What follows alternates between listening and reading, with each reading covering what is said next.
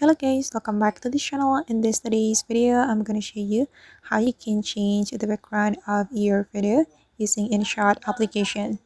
Okay, first of all, let's just create a new project on our InShot application. We can tap on photo since we want to edit a photo, and you're going to import a photo that you want to make it as your background.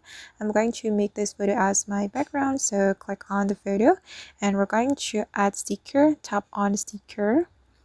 Okay, and tap on this image icon and select cutout right here, and you're going to select the photo you want to change the background, and I'm just going to select this photo and just wait for a moment. All right, and now the background of this photo has been removed, and tap on this check mark button and you can adjust the position. You can zoom in or zoom out.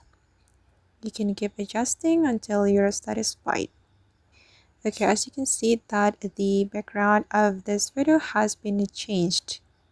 And if you want to save this photo to your device, you can tap on the save button, and after that this photo will be saved to your gallery. Alright guys, and that's how you can change the background of a photo using InShot application. I hope this tutorial will be useful for you.